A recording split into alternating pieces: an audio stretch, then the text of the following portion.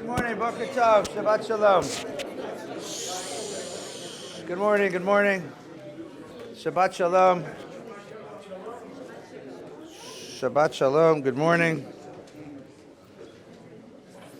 Thank you for being so kind to Rabbi Hoffman last week. I understand he was very good. It's just really nice to hear. I was with my chavrusa last week in Forest Hills, New York. We had a lovely time together. So Shabbat Shalom, welcome back, Valley Beth Shalom, Torah study. It's good to have all of you here. A couple of announcements following our learning this morning. You're all invited into the synagogue. A lovely kid, Rad, wonderful, sweet little boy, having his bar mitzvah.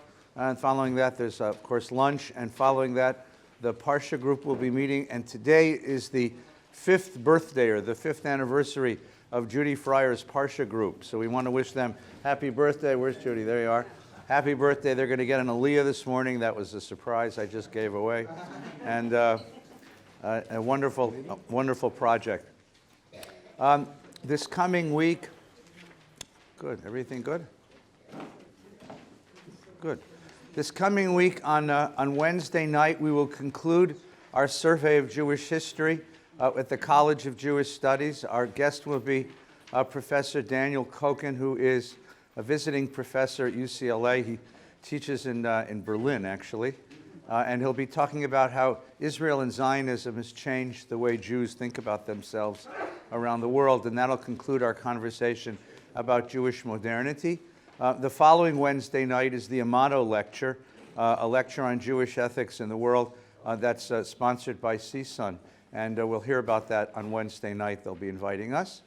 Okay, next Friday night, is that Tamarim yet? Yeah, I think is it? Next Friday night is Tamarim, right? Yeah. Yeah. On Monday night, the 26th, which is a week from Monday night, we are welcoming the Jewish Republican Alliance. They're bringing Larry Elder, who is the commentator on it's now KRLA radio. Okay, very interesting gentleman. There's a nominal fee to get in. If you register early, it's a little cheaper, and they'd love to have you come and hear Mr. Elder. We don't endorse what he's saying. We just listen carefully and ask hard questions.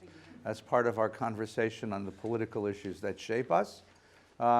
And Purim starts on that Wednesday night. And we'll do Purim in 3 shifts, as we usually do. The Minyan meets at 5 o'clock in the evening and has a full, complete reading of the Megillah and the Purim service. At 5:30 for little kids, the Tot Purim, and then at 7 o'clock for the whole community.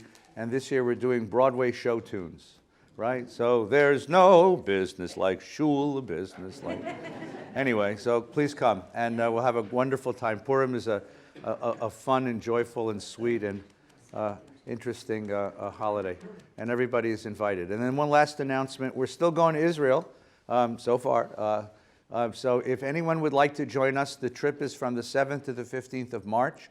Most everybody is leaving a few days before, so they can get there early, or at least on the 6th. They'll get you there on time. There are flights. There are really inexpensive flights. El Al just announced the discount. So they're inexpensive, they're expensive, but they're reasonably priced flights to Israel. And we have plenty of room on the trip if anybody would like to come. This is not a trip for people who've never been to Israel. If you've never been to Israel, Rabbi Hoffman's trip in the summer would be more appropriate because he's going to go to all the normal sites. This is a trip for people who want to learn about the issues and questions and dilemmas and celebrations that shape contemporary Israel. We'll talk about security, we'll talk about Palestinians, we'll talk about the ultra-Orthodox, we'll talk about a growing sense of Israeli spirituality and culture. It's a wonderful trip, and part of it is Israel is now a foodie paradise. So every night we go to a wonderful restaurant, eat a marvelous meal, and celebrate the creativity of the Israeli people. If anybody would like to go, there's a flyer in the hallway. Alana Zimmerman is the trip coordinator. You can grab her and say, I'd like to come, and we would love to sign you up. There's plenty of room. And we're staying in nice hotels. There's good breakfast. Great trip. Wonderful experience. I want to wish Adele Mazel Tov on a new grandson, right? Henry, wonderful. In honor of Herbie. I'm telling you, it's a wonderful It's what they call nechama. It's a wonderful addition of life to a family that needs a little addition of life. So with all of our blessings, a beautiful time, okay? Tough week this week. Everyone watched the news. It's Shabbos, so it's not the day to negotiate policy options as a response. It's just a day to feel. And yesterday, the Jewish kids were buried, and tomorrow the Christian kids will get buried. Kids should never get buried. Parents should never send a child to school and have to worry about the kid ever coming home. This is just the deepest and most painful of tragedies. And, the absurdity of the society that lets a disturbed 18-year-old buy a military assault rifle and all the ammunition he can carry. So Monday we'll take that debate up. But for today, let's just remember those families, remember those parents, remember the classmates, friends, teammates whose childhood was really ripped apart yesterday, this week, and pray that they find some wholeness and some peace. Pray for them together. We're going to study today. Today's not a politics day, but so that we're into the book of Exodus. The book of Exodus has 3 parts, 3 chapters, 3 parts of the story. The opening story is the first 4 weeks that we read, tell the story of the enslavement and the liberation of the people Israel from Egypt. It is the key moment in the history of our people. It is the defining moment. Over and over and over again, we are told to do something, Zecher L'Tziat Mitzrayim, because the experience of Egyptian slavery and the experience of liberation opens a window as to how the world works, and it gives us a sense of our identity, it gives us a sense of our ethics, it gives us a sense of our spirituality, of how we think about God. Zecher L'Tziat Mitzrayim, in remembrance of the experience of Egypt, becomes the core memory. That memory is so precious that we are taught to give it to our children as if they were there. Bechol dor vador, in every generation, each one of us has to be in Egypt. So on Pesach, we're going to eat matzah. We're going to eat what they ate. We're going to prepare to leave Egypt. We're going to go through the experience over and again in our prayers, again and again in the mitzvot of the Torah, we are brought back to that experience. It is the key moment. But that key moment is incomplete, because all it does is give us freedom from bondage, freedom from restraint, freedom from oppression. We arrive at Mount Sinai, and that's where we get freedom to. A positive freedom, a vision of what to do with freedom, of how to invest freedom. We are given this idea that we are Mamlechet Kohanim V'Goy Kadosh. We are a holy people with a sanctified mission in the world. And the sanctified mission in the world is to create the just society, a society of human rights, a society of human dignity, the just society which will generate people of Rachmanis, of compassion and of empathy. And that's the purpose of this project. Because if you remember all the way back to Abraham, the purpose of this project was, Hayeh bracha, be a blessing. God looking for someone to be the partner in bringing blessing, in being a vessel for blessing in the world. So be a blessing. We have any seats over here? Can you guys shove over and move? We got one in the front and 2 on the other side. Come on over. It's very important to sit while Torah is being taught, because if you fall asleep, fall down, you'll hurt yourself. Very good. Nebuch. I don't want to be responsible for that. It would make me very sad. Move over. Everybody shove over. We're all Jews. Okay, now, or wannabe Jews, or honorary Jews. That's my new category, honorary Jew. Don't you think we should elect some people honorary Jews? Don't you think so? I make a list of people as, Scarlett Johansson is already Jewish, right? Right? But, Matthew McConaughey could be an honorary Jew. I think that's not a bad place to start. You create a certain kind of human being. That's what this project is about. And that's what Mount Sinai is about. Now, the last section of the book of Exodus, come on in, Mick, we got a space over here. The last section of the book of Exodus is the creation of an institution. It's actually a physical thing called the Mishkan. It's the dwelling place for God. This is the first religious institution. How about over here? Yep. I got it. The chair right over there, next to Betty, right there. There you go. It matches it's purple. It matches your top. The Mishkan, the word Mishkan means a dwelling place. The word Mishkan means a dwelling place. We're going to create a dwelling place for God, a shrine, if you will. But more than a shrine, it's going to be the center of the community. And it's going to represent the fact that God lives in this community. So there are really only two interesting lines in the whole Torah portion this week. And the second most interesting line in the Torah portion is in chapter 25, verse 8. And it's going to say, Asuli mikdash, make me a holy place, v'shachanti b'tocham, and I will dwell within the people. I will dwell within the populace. Now that meant, it meant in many different levels. First of all, it means that you're going to create this Mishkan, you're going to create this shrine, and in the geography of the march across the desert, the tribes are going to form a phalanx, a big square, and the Mishkan is going to be in the middle, so that the holiness, the place, the presence of God literally marches within the middle of the community. And then eventually when we arrive at Eretz Yisrael, we'll build a temple which will be the central core of the identity and culture of this community. God will dwell within the community. But more than that, the idea is that you're trying to put a divine dream inside a people. How do I get you to displace your own ego, your own sense of me, and my, needs, with a sense of God's vision of how the world ought to be? How do I get you to accept and to subscribe to and to commit yourself to a divine dream of a world of oneness? That's what it means to put God inside the people. To have the people accept the idea that Yitziat Mitzrayim, the exodus from Egypt, wasn't just their experience. It needs to be the experience of all humanity. That everyone needs to be released, and that the God of freedom needs to become part of everybody's sense of who they are in the world. Everyone has to take on the role of liberator and redeemer.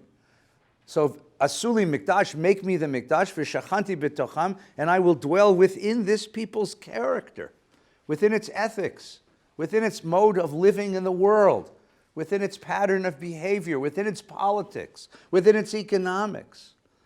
Because redemption has to find a place not just in the lofty ideas of spiritual life in the synagogue. It's got to find its place in the way that you employ somebody, how you treat the lady who cleans your bathrooms, how you treat the people who work for you and for whom you work, how the economics of a society are organized. We never had the idea that the Christian world did of dividing body from soul, of rendering unto Caesar what's Caesar and giving to God what's God. Because if you divide body from soul, if you divide Caesar from God, if you divide worldliness from spirituality, you say that spirituality belongs in this lofty realm of religious trance and religious ideas, but economics, that's tough stuff. That belongs to hardcore, hard-nosed, realist business people. So, Rabbi, what do you know about the real world? You're a rabbi. He's right. I don't know a lot about the real world, right? I negotiate a contract every 3-4 years. That's my experience of the real world, right? Except I know this. If you don't bring your spirituality to bear on your economics, it's irrelevant. It becomes irrelevant. It doesn't have anything to say. It does, in fact, float in the world. So the Jewish idea was always that spirituality and worldliness must be one. O-N-E. One.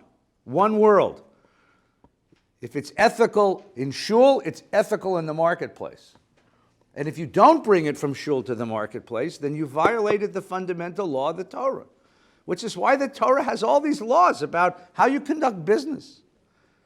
It has all these laws about how you employ a laborer. It has all these laws about how you deal with infractions and transgressions. It's a very worldly law code. It's not doesn't deal with spiritual matters. I told you once, I had a teacher in graduate school who was a famous scholar of world religions, Happened to be a gentleman from Thailand who was a great Buddhist teacher, and he mastered all the world's religions, and he taught us this. He was a beautiful man with a beautiful soul. Graduate school, 12 of us in a room, and he says, he says to one day in a moment of candor, he said, I've read all the great books of the traditions. So I'm moved by the Christian New Testament, the giving of Jesus, the heart of generosity of Christ, right? I'm moved by the wisdom of Confucius and by the lofty thoughts of the Upanishads, and I'm moved by Thomas Merton and his heart, his soul. But then I open your Jewish books, he says. I open the Mishnah. And what do you read in the Mishnah? The first Mishnah you read. It's like every little kid reads this in yeshiva. The first Mishnah is, Shnayim ochzim b'talis.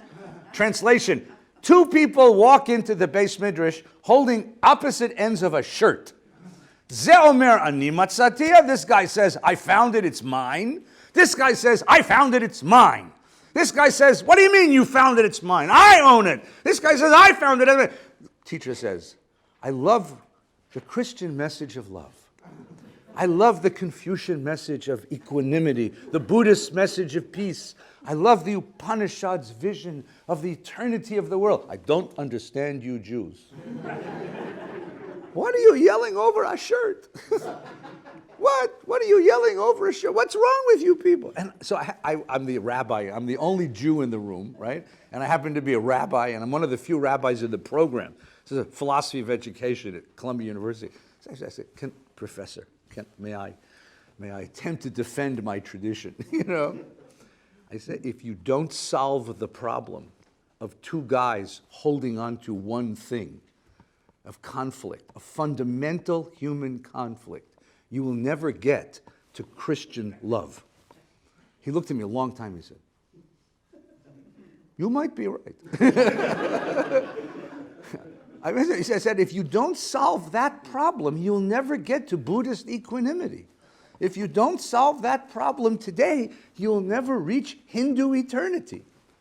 He said, you might be right. It was a very interesting, because that's who we are. The sense in which spirituality must find its place in the world.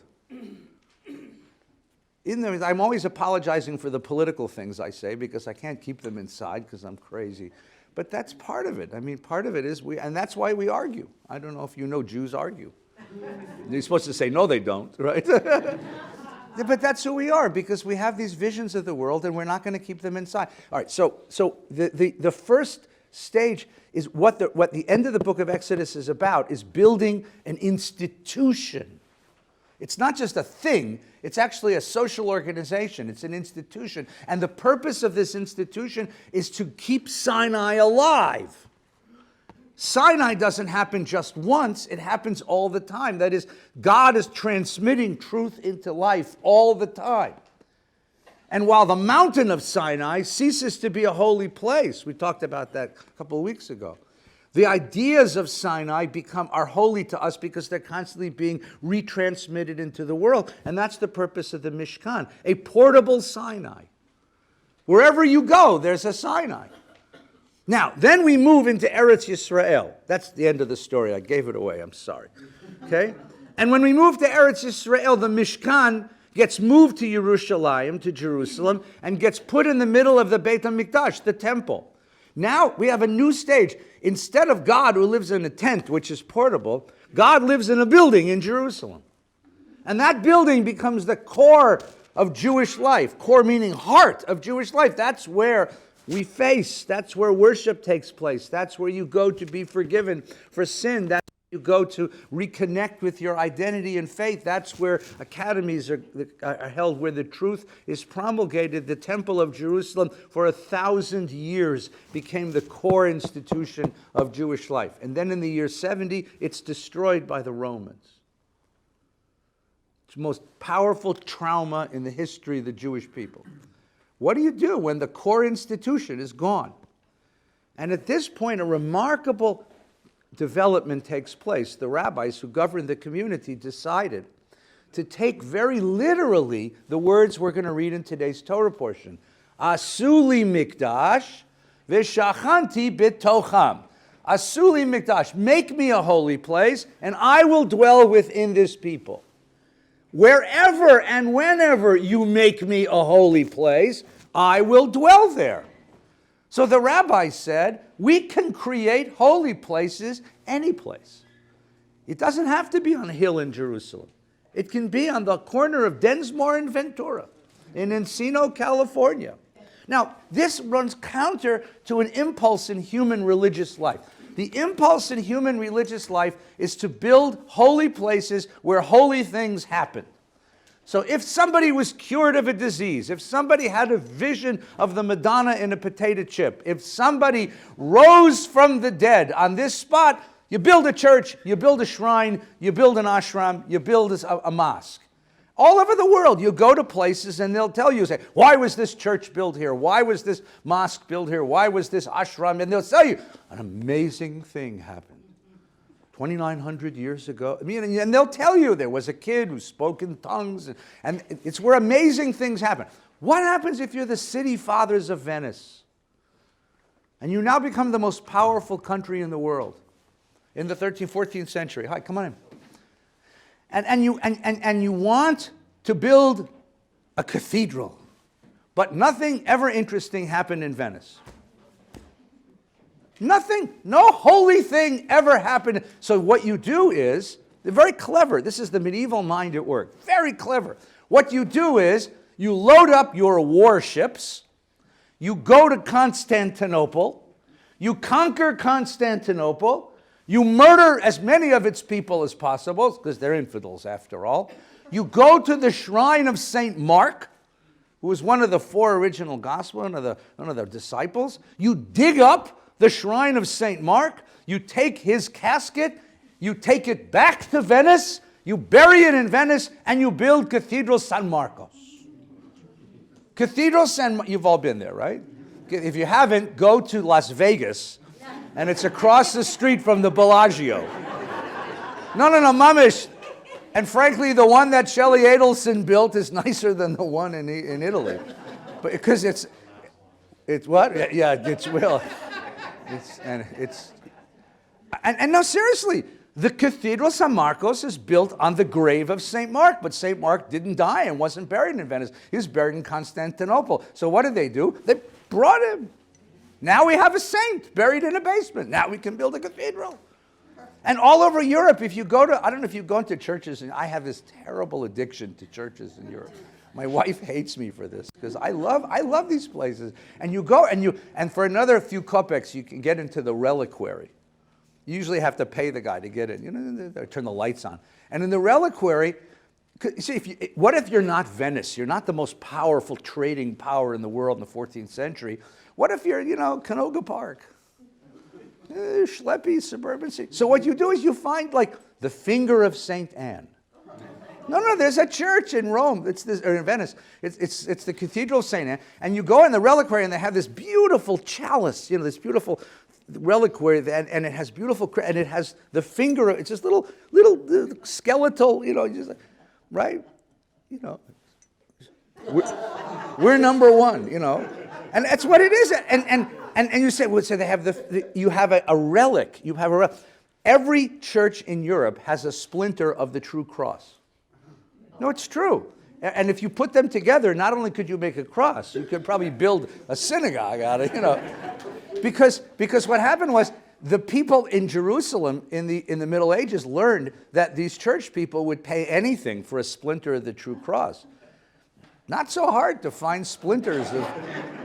There were a lot of Jews crucified in Rome.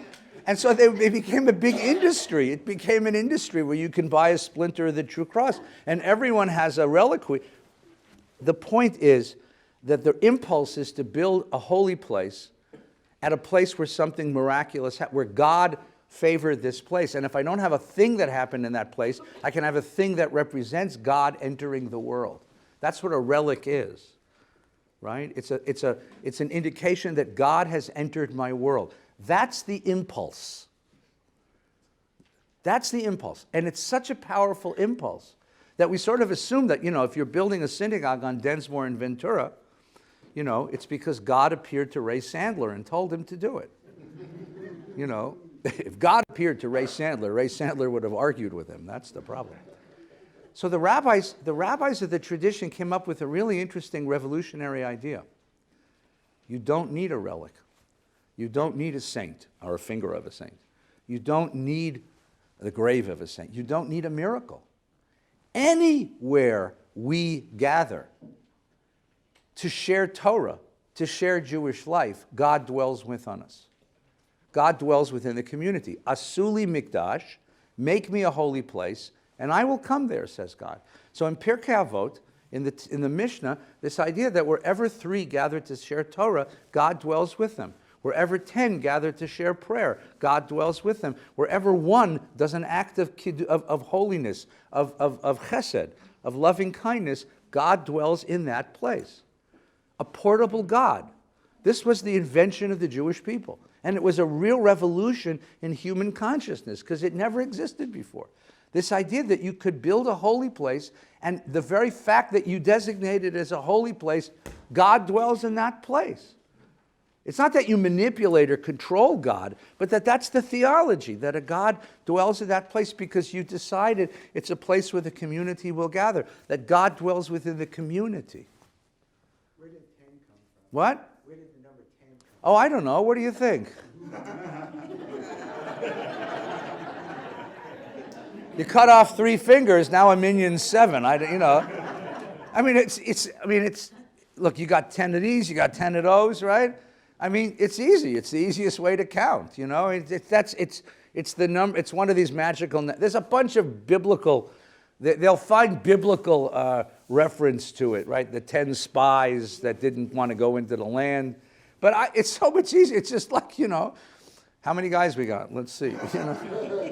That's how it works, Yeah, please. The word betocham Yeah. refers to the people. Yes, not and betocho. the place. Yeah, it doesn't say what you think it's going to say. What you think it's going to say is Asuli Mikdash, make me an institution, a holy place, V'shachanti betocho, I'll dwell in it. No, it's I will dwell within the the object is betocham, in them.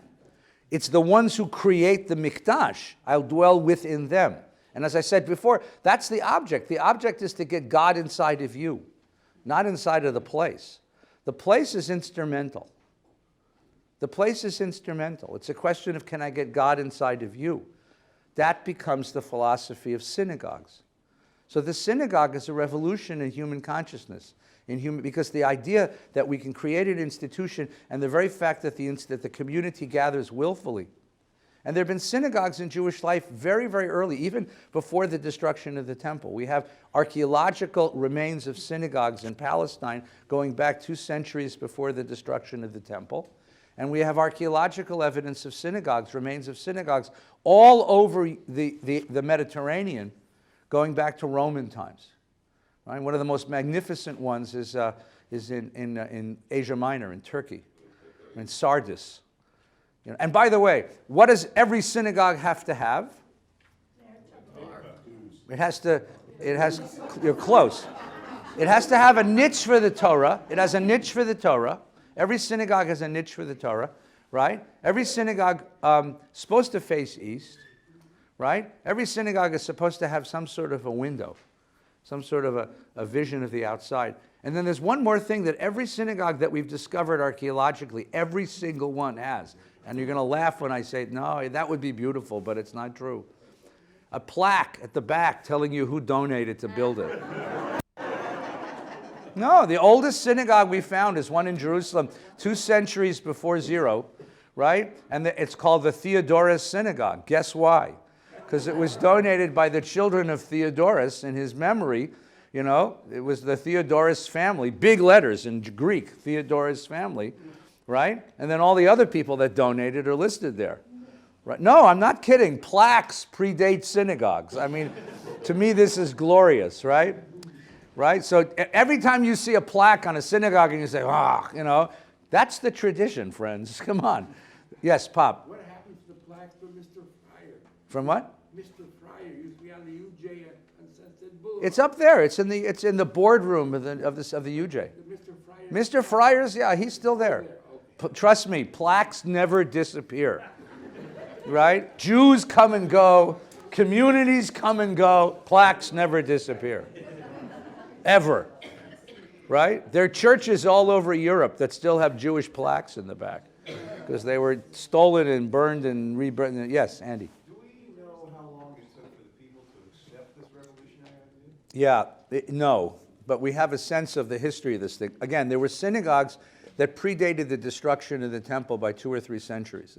200 BCE, we find synagogues already. Where? In Palestine, in the north of Palestine. Right? And by the way, what's really interesting about them, you can read about this. The professor who wrote the best book is a man named Levine, Levine, Levine, Lee Levine. He was my archaeology professor in Jerusalem. He's a wonderful, wonderful scholar. And he wrote a beautiful book. It makes a wonderful Hanukkah present for your rabbi, by the way. I'm sorry, a wonderful Hanukkah present. It's a beautiful book. It's a pictorial book of all the archaeological synagogues that they found. By the way, one of the things they did not find in any ancient synagogue is a mechitza. So if you're Orthodox, you say, that proves women didn't go to shul. And if you're not Orthodox, you say, see? But one of the things that's really amazing is that in some of these synagogues, the decorations survived. The most interesting one is 2 interesting ones. Number one, in Beit Alpha, which is a kibbutz very far north in Israel, they found a synagogue. They were digging for a new chicken coop, and they found a synagogue underneath. It's under the ground because the ground is built up around it, and the mosaic floor is still there. And what's amazing about that mosaic floor, if you pay the tour guide, he splashes some water so you can see it, is it's the signs of the zodiac. And in the middle, wait, it gets better. In the middle of the signs of the zodiac is the sun, Helos. And even in Greek, it says Helos. Now, Helos is the Greek sun god. Now, what is the sun god doing in the floor of a synagogue? It shows you that the notion of monotheism was much looser than we think it is, or that the rabbis, whose traditions we have in the Mishnah, had much less control, right, of synagogues that were farther away from Jerusalem, and that what people did was incorporate popular artistic images into the decoration of their synagogues, even if they originated in pagan mythologies. This is really very interesting, right? And it shows you a sort of a variance in Jewish life between what we assume was orthodoxy with a small o and what was actually being practiced. The other really interesting one is in southern Syria. There was a caravan town named Dura Europos, and we found a great synagogue there. And what was amazing about the synagogue is that the frescoes on the walls were all preserved. And they show biblical scenes. In much the same way that the church did this. It assumed that many of the people who came to synagogue were illiterate. And therefore, if I want to teach you the biblical stories, I paint them on the walls of the synagogue.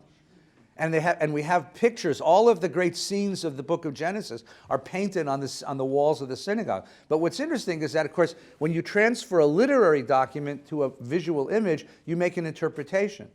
And some of those interpretations are not the ones that are in the rabbinic midrash. They're original ones, things that you wouldn't have imagined you'd see there. So you have these remarkable images of the variance, the variety of Jewish expressions that occurred in the first century. A variety of Jewish expressions that went far beyond what the Mishnah, which is the rabbi's documents, would lead us to believe. All right, we still haven't started the lesson yet today, so I just want to make sure everybody knows that. They're like, when is he going to begin? I haven't begun yet. I'm still introducing the whole idea. Billy. So God was manifesting him or herself in fire at night and cloud by day in front of everybody, and now he's in a sanctuary that only the Levites can go into. No, the sanctuary in Jerusalem, only the priests can go into, but everybody can go up to it. Everybody can bring sacrifices there.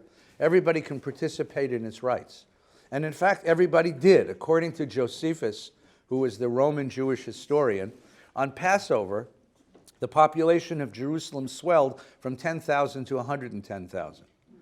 Jews from all over the Mediterranean made pilgrimage to Jerusalem on Pesach.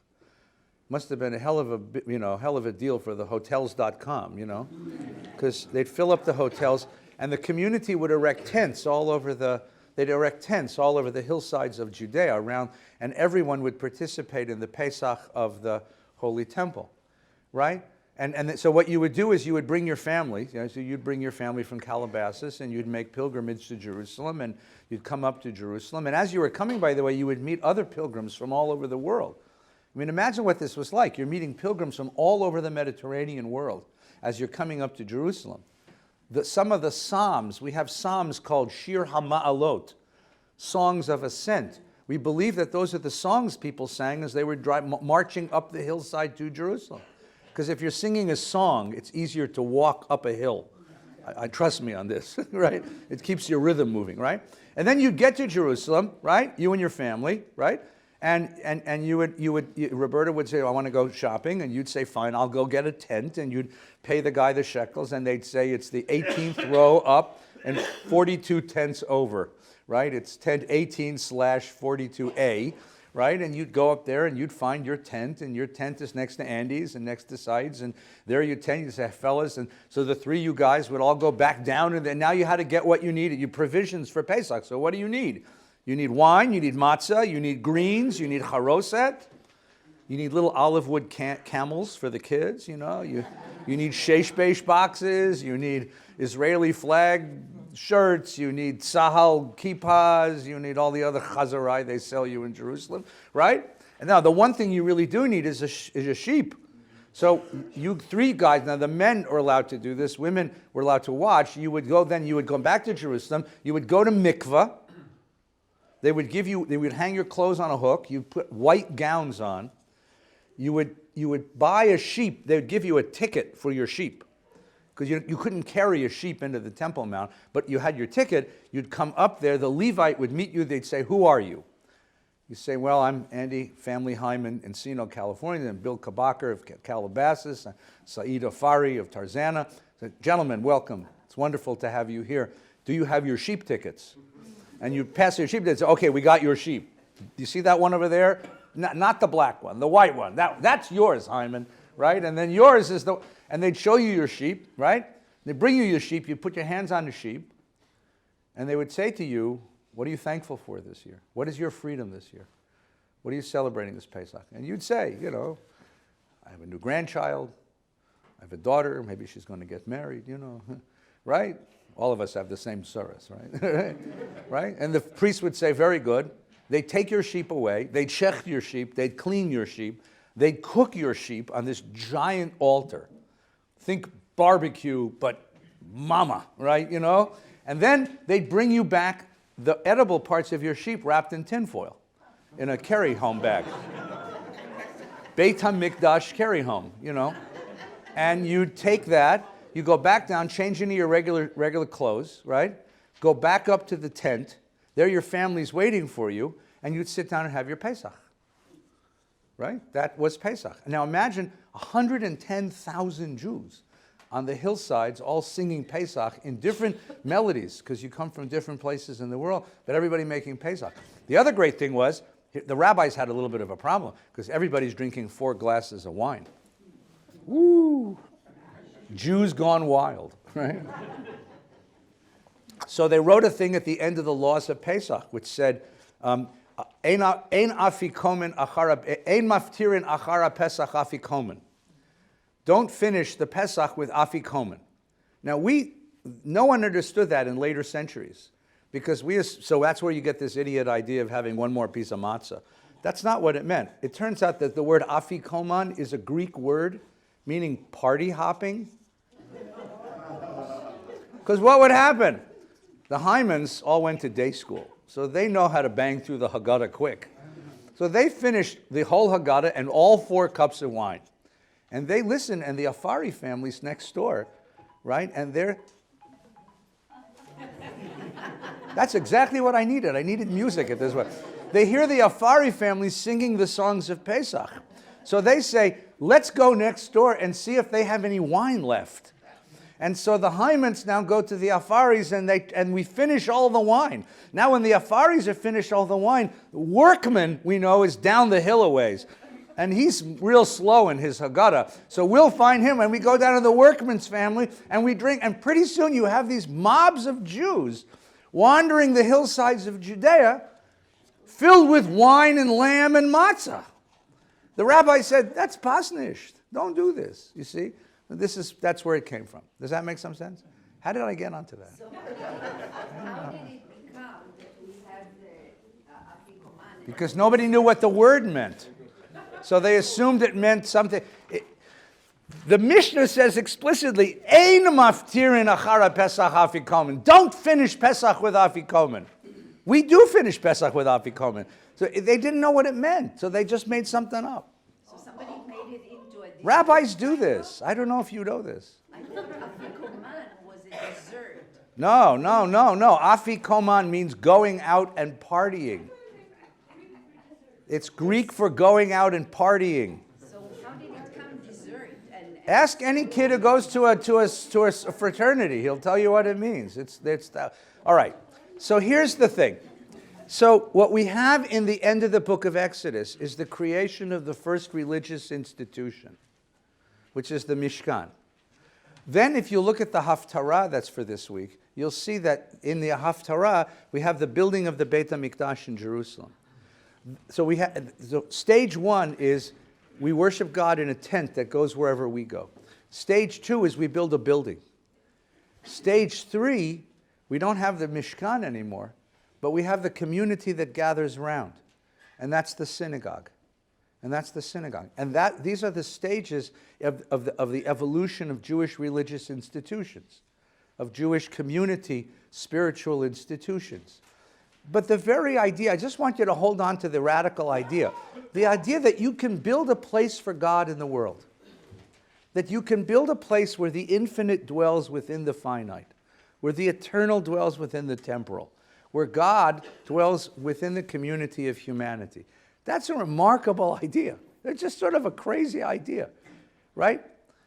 And that's the sort of idea that's presented in this week's Torah portion. Yes, please. if that's so, then why is Jerusalem so important? That's a wonderful question. So I'm going to amplify the question and then skillfully evade it, okay? At least I'm telling you what I'm doing. I just want you to know.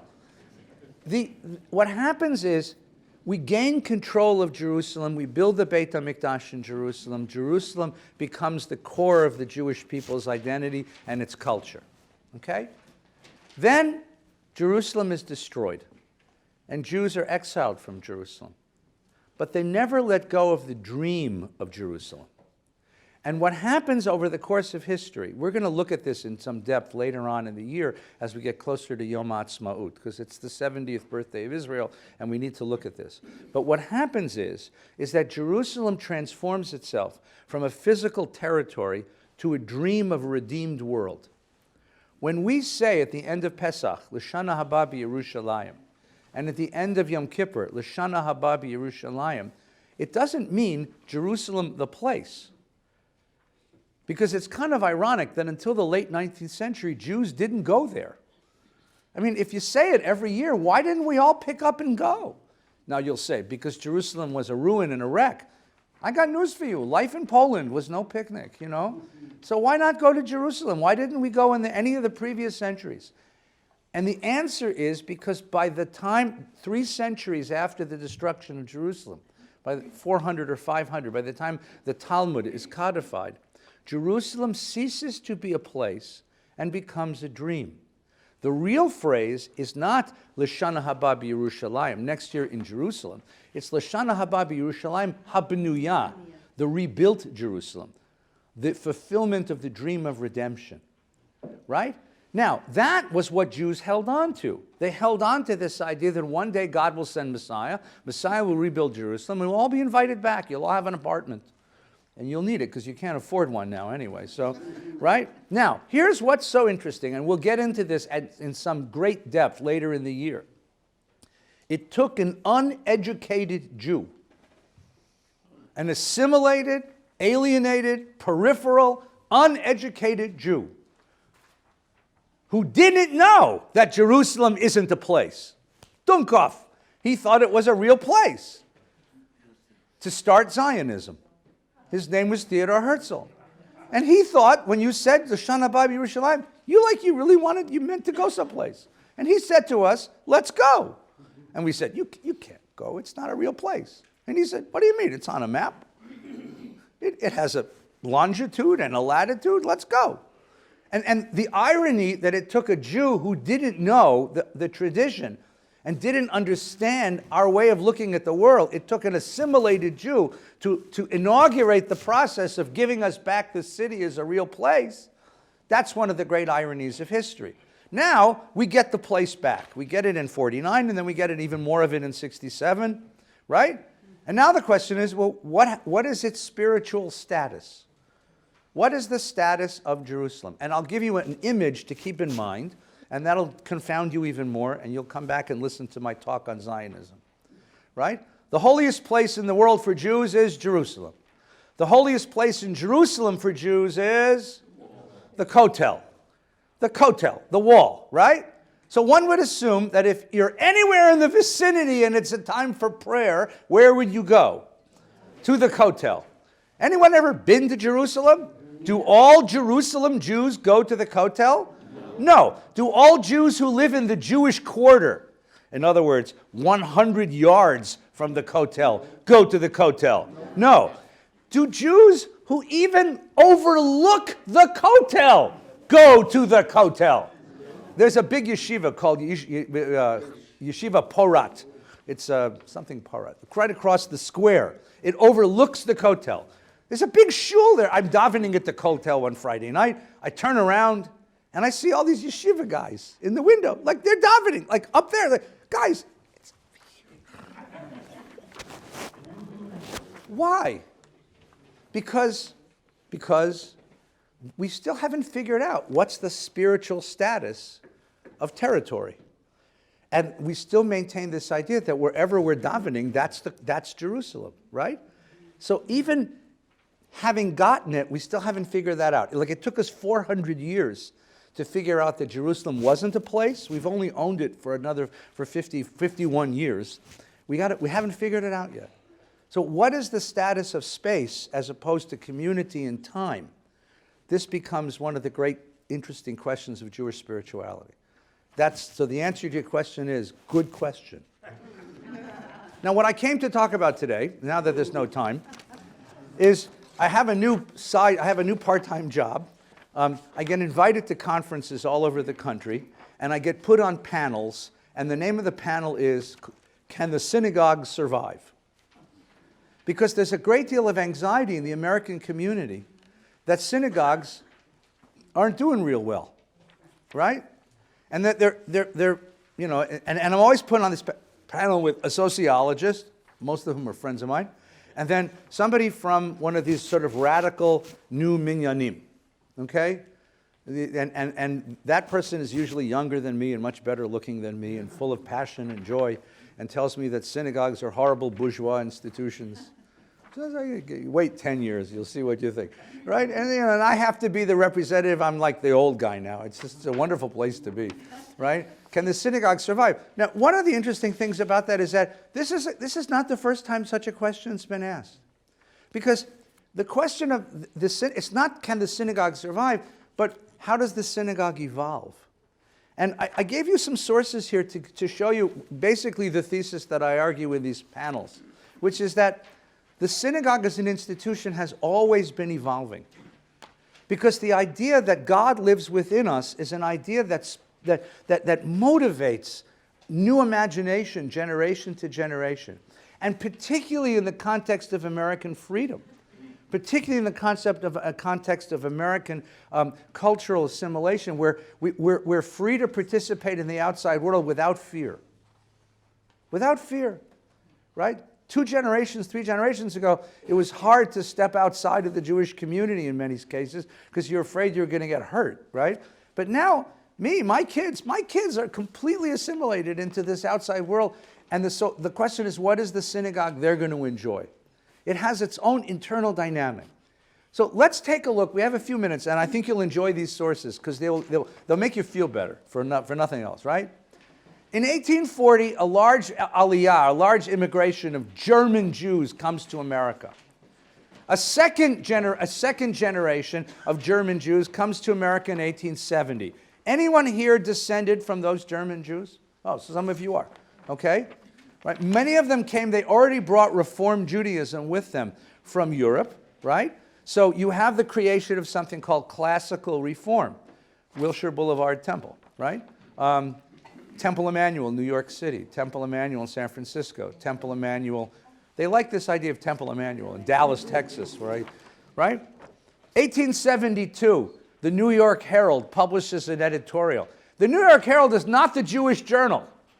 The New York Herald is Pulitzer's paper. Listen to this editorial. To maintain Judaism in America, something more than a mere recitation of prayer in Hebrew and German is necessary. 1872. The people are much more intelligent than they were half a century or a century and a half ago, and any religious system that keeps not up with the progressive spirit of the age must expect to meet just such a crisis in which the Jewish church in America now finds itself.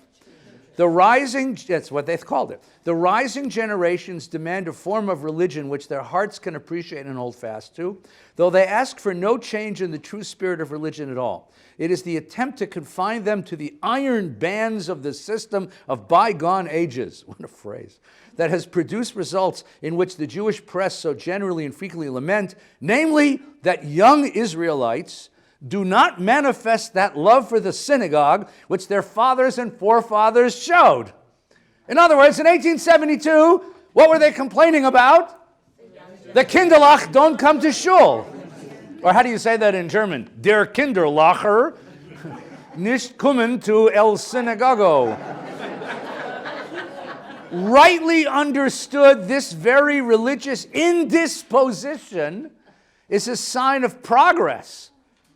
It's not wrong, it's good. Why? Because it's the kids want something better than what their parents have put there. There's an idea that I'm going to write on the wall of the new synagogue when we finish decorate it. Every generation gets the synagogue its parents would have been proud of, right? So what they're saying is we build these institutions, and by the time we build them, it's too late. The new generation wants something different.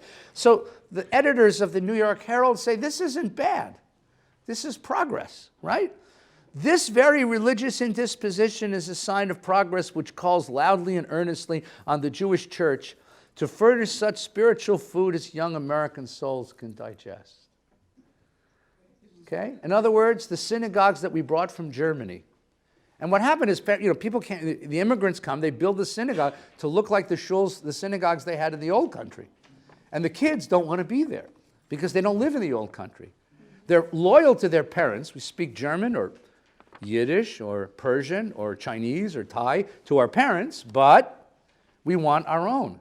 And in 1872, young German Jews were manifesting this process. Well, then what happened next? What happened next is we have a huge immigration of Eastern European Jews, right? From Russia, Ukraine, Romania, Lithuania. How many of you are Eastern European in your background? Okay, it's all of you guys. All right, so I won't ask how many of you are Litvaks and how many are Glitzianers, because that will get us into trouble, right? But some of you are Litvaks and some of you Nebuch are Glitzianers, and then there's Hungarians. What happens then? Now, we all have this idea. You ask an American Jew, when did your family come over? They all say 1912. That was the biggest year of Jewish immigration from Eastern Europe. What were they like? Everybody says, my great-grandfather was a very Orthodox rabbi, very traditional. You get this idea that only Orthodox rabbis were allowed on the boats to America, right? If you were a laborer, if you were a schlepper, if you were only very pious Orthodox rabbis. It was only when we got to suburbia that we became these American sinners that we are now. Except, not so much. The Center for Jewish History has a quick sort of description.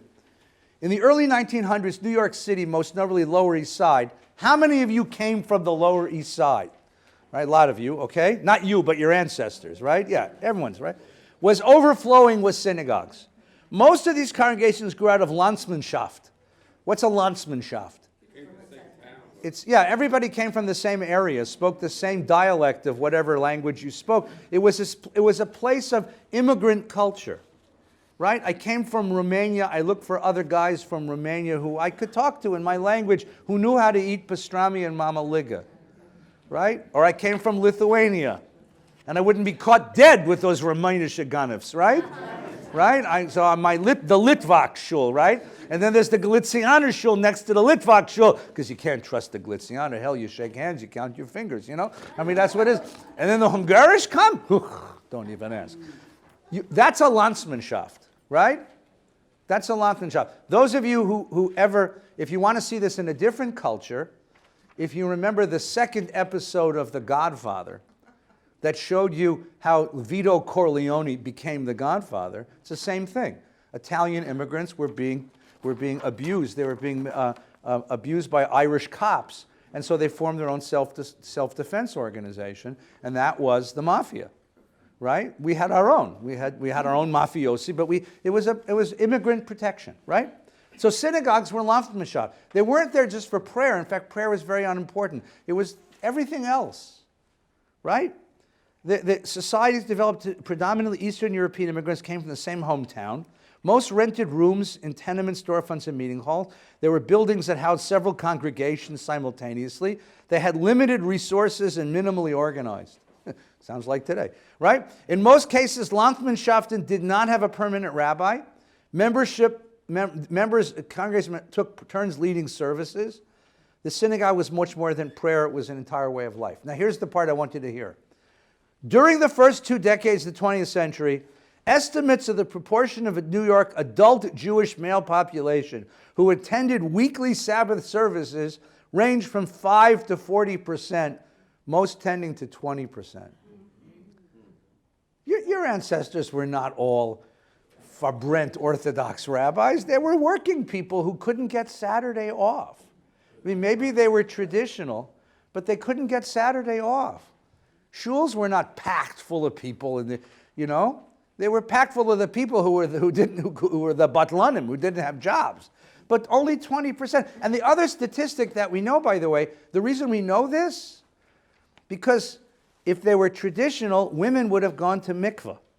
How many mikvahs were on the Lower East Side? 12. How many people live there? 2 million. Does that tell you something? So the notion is it's a much more nuanced picture of what synagogue life was at the beginning. Okay? Now, generation 2. Right? This is Avram, Yechiel, and Surah Fega come from the old country, and they settle in the Lower East Side. Right? Generation 2 is Morris and Muriel move out to Brooklyn, right? Or Borough Park, right? Or where's it in Chicago? What's the second generation Chicago? Skokie. Here in LA, it's Boyle Heights to West Adams to Fairfax, right? Their children, by the way, it's Avram, Yechiel, and Surah Fega give birth to Morris and Muriel, who give birth to Nancy and Steve, who give birth to Brett and Jennifer, who give birth to China and America, who just enrolled their kids in our nursery school, Avram, Yechiel, and Surah Fega, right? Right? So second generation, right? Second generation. This is 1927. This is a book that was convened. It was a conference convened in 1925 of all the important rabbis of New York City to talk about problems of Jewish ministry, including many that you've heard of. You'll see Stephen Weiss here in a minute. And they're talking about what is it like to be a rabbi in 1927. This man is Rabbi Israel Goldfarb. He's known for 2 things. Number 1, he's the rabbi of the Kane Street Synagogue in Brooklyn. Anybody happen to know where that is? He was the rabbi who officiated Aaron Copeland's bar mitzvah. He sang his Haftorah to Appalachian Spring. No, I'm kidding. That was a joke. Israel Goldfarb was also an instructor in Jewish music at the Jewish Theological Seminary, and he's the author of the melody, Shalom Aleichem Malachei Asharei.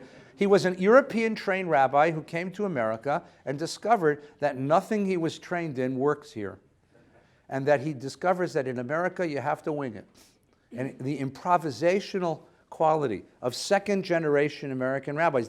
He's dealing with a population of native-born Jews. And what does he say? Of all the problems that beset the American rabbi of today, none is more complex and difficult to solve than how to bring the child closer to the synagogue, how to arouse his interest in things Jewish, how to secure his permanent attachment to the ideals and faith of our people.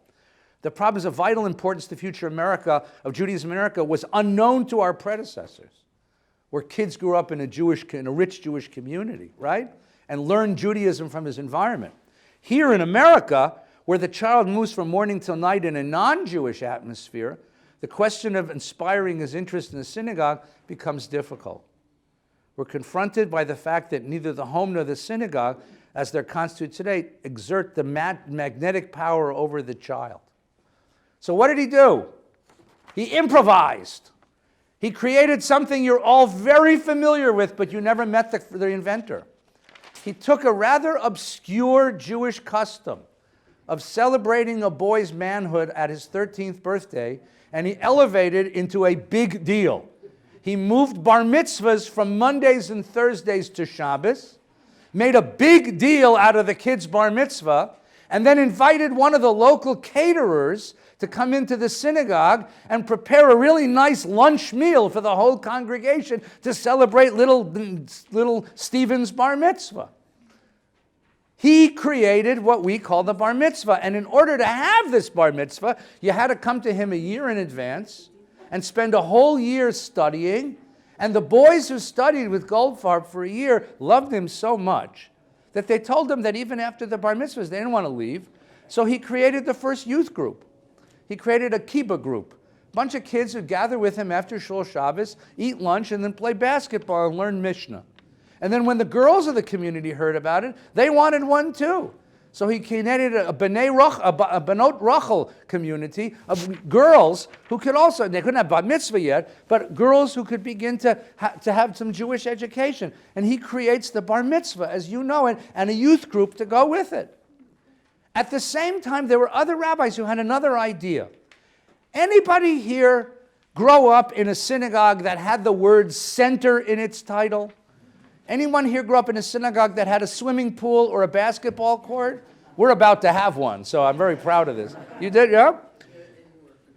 The idea was bring Jews together no matter what they're doing. No matter what they're doing. And they created the Jewish Center. They combined what we know as a JCC and a synagogue, and you had a Jewish center. The most successful one was the Brooklyn Jewish Center. Its rabbi was Israel Leventhal. And here's his philosophy. The synagogue must be Shaul Keneged Shamayim Va'aretz, that is the thread that connects heaven and earth. The highest ideals of synagogue life with the needs of everyday worldly life. In other words, if Jewish kids are playing basketball together at the center, that's a Jewish activity. If Jewish women gather together to have a sewing circle or a knitting circle, that's a Jewish activity. If we have English classes and citizenship classes, if we have lectures, if we have concerts, that's a Jewish thing. So he creates this idea of a 24-hour, 7-day-a-week synagogue, offering a whole variety of ideas. Now here, before you turn the page, let me tell you about what he did. He also had an idea which is unfortunately terribly rare in the Jewish world. If you're going to do that, do it right. Do it right. The art director of the Brooklyn Jewish Center, they had art rooms, they had art studios, was Mark Rothko. The drama director was Mace Hart, as in Rogers and Hart.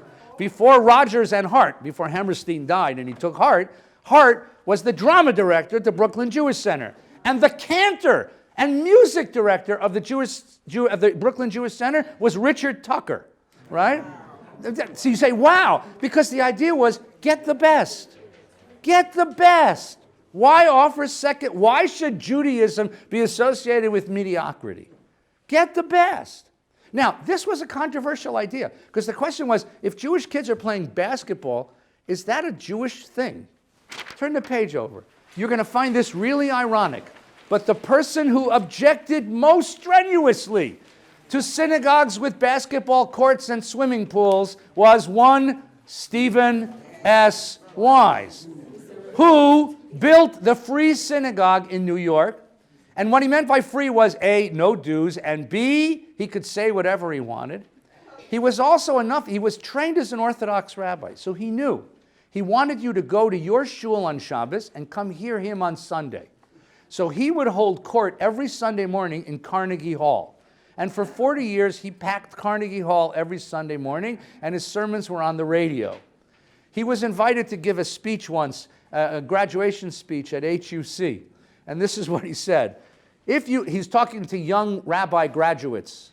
If you have something to say to these people that fills you with living fire, it will not be necessary to have music and cooking classes or bowling alleys or gymnastics in order to bring men and women to the source of things for which they must long. If you feel this, you can preach in such seething syllables as to make them feel it. And unless you preach in that wise, I advise you to go into some more honest occupation. So does anybody, don't say, my God, but there's a synagogue with his name that has a pool. Don't say that. My God, there's a synagogue with his name. Now we advance one more generation, and we move out to suburbia, which means you leave Brooklyn and you move out to Levittown. Levittown. If you're rich, the 5 towns. Roslyn, if you go north. If you're in Chicago, you move to Highland Park, Deerfield, Glencoe. Right? If you're in LA, Encino. 1951, post-war suburban America. Soldiers come back from the war, 3 million American soldiers come back from the war. They marry their high school girlfriends, get pregnant right away. The birth rate in America skyrockets. The current birth rate in America is 1.78 children per couple. The birth rate in 1951 was 3.78, right? American women were churning out babies, right? Television is invented, and the image of the suburban mom, right? Ozzie and Harriet, Leave It to Beaver, Father Knows Best, right? Right? The Life of Riley, remember those shows? Okay? And when they find themselves in Highland Park, Deerfield or Glencoe, in Encino or Tarzana or Reseda, or in way out on the island in Levittown or Westchester, North, they suddenly discover you're too far to drive back to mom and dad's synagogue. And the kids are young, they need a Hebrew school, so let's organize a synagogue. This is the membership brochure of the Levittown Jewish Center in 1948. Many of our people have little previous contact with synagogue life, having hitherto regarded the synagogue as the province of their elders. Many have not seen the inside of a shul since their bar mitzvah. Now, however, they feel it is time that they grow up, and they consequently acquired a renewed interest in synagogue activity. The responsibilities of parenthood had led many to rethink their position with regard to the Jewish heritage, which they now seek to maintain in order to transmit it to their children. In Levittown, this return to Judaism is facilitated for them through the existence of a synagogue consisted of like-minded young Jewish parents. It's a very subtle statement, because what are they saying? They're saying, we Jewish families have moved out to suburbia. We find ourselves too far to commute back to our parents' synagogues. LA was somewhat different, by the way, because if you live in Glencoe or Deerfield, you could go back down to Skokie or even to the south side to your parents' shul, right? If you live in Westchester, you can drive down, you can get down to the Lower East Side to or to Brooklyn to your parents' shul. But if you moved all the way out to LA and your parents live in Philadelphia, you're not going no place, right? So what happens is, what's so interesting, what happens is you create your own shul. And everybody in the shul is your age and your position in life. Only one small problem. Nobody here really knows what to do. In fact, their feelings about Judaism are deeply ambivalent. I have a sense that I'm Jewish. I want to hold on to that in some sense. On the other hand, and I'm loyal to my parents' faith. On the other hand, I've been taught since I'm a kid to be an American. Right? My name is Edward for a reason. The Prince of England was named Edward. And my mother wanted us to become as American as possible, as quickly as possible. Assimilation really is the agenda of the American Jewish community. So what do? If you're caught in this ambivalence? You create a synagogue for your kids. the synagogue becomes a place of training children. The most popular activity is the Friday night family service. The most popular service is the bar mitzvah service. The most important part of the synagogue is the Hebrew school. The sisterhood becomes the parent association for the Hebrew school, and the synagogue is really kid function. It's kid-oriented, right? Herbert Gans, writing in Commentary Magazine, he's a great sociologist, writes about this. The Sunday school, much as other Jewish institutions, is recognized as ethnic rather than religious institution. More correctly, an American reaction to an ethnic situation. Ethnic meaning we're losing our Jewishness, which transmits ethnic behavior and identity. The Jewish home, however, is run by American middle-class behavioral patterns. The women feared, that's women of the community he's talking about, feared that the contradictions between the traditional Jewish home, whose features are now incorporated in the Sunday school curriculum, and the American home, which embodies their primary present-day values, would lead to family tensions. In other words, Rabbi, teach my kids to be Jewish, but not too Jewish. I don't want them becoming them crazy Orthodox cousins I left behind. Teach them to be identified, teach them not to intermarry, teach them to be Jewish, but don't make them men. Saturday morning we go play baseball, right? And a synagogue which is focused on children, not on adult Jewish life.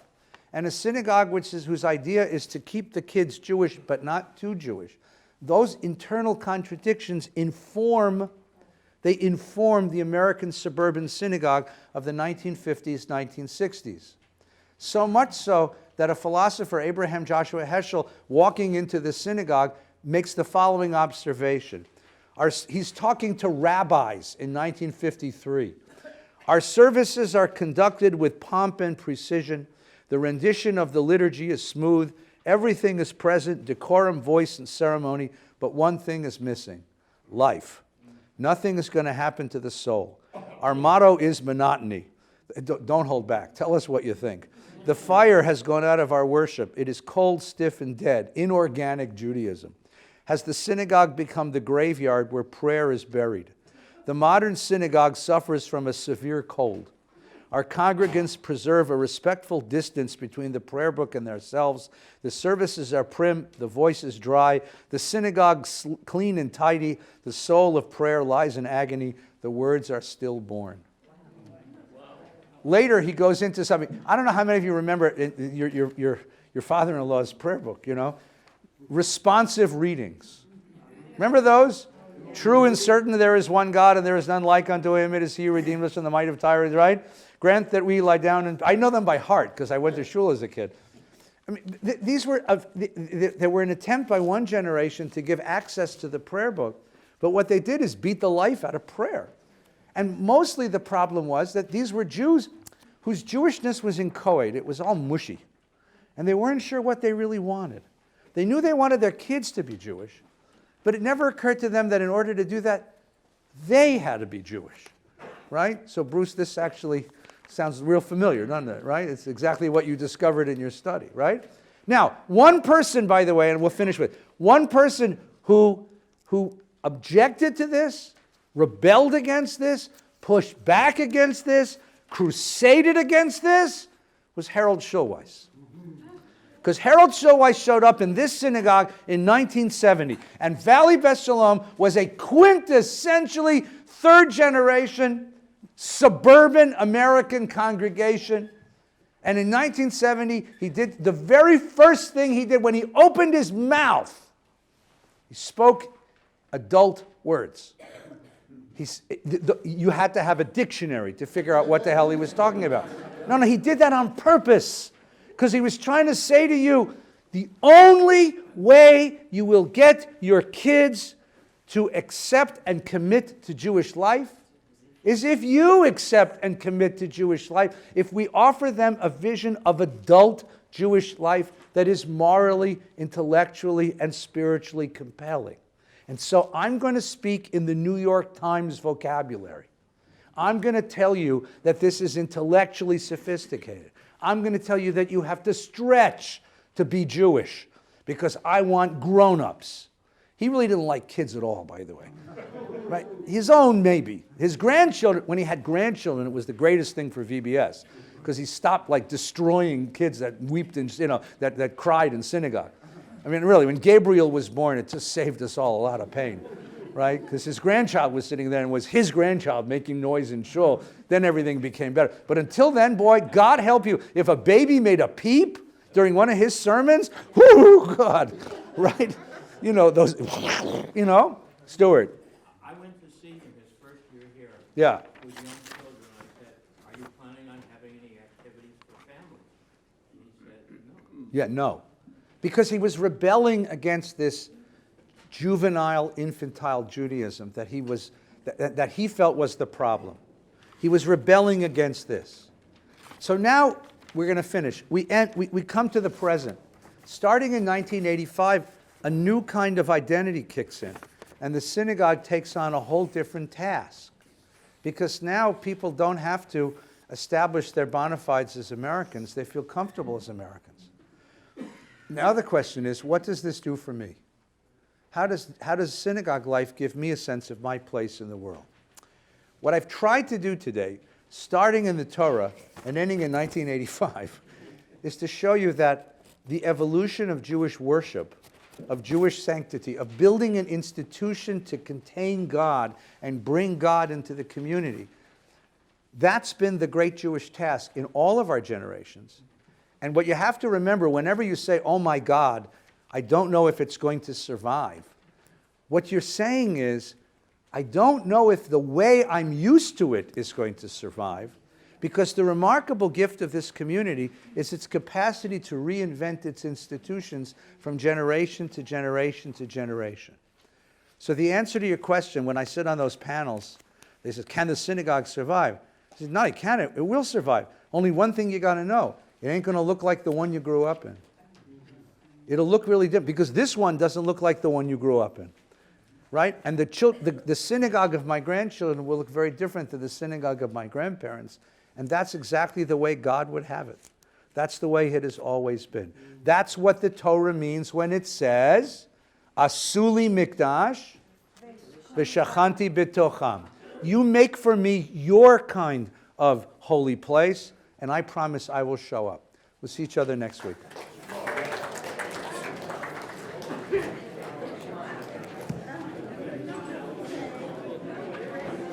Let me give you a compliment that I'm sure you haven't heard. You could fill up Madison Square Garden any day of the week. I doubt that, but No, you're one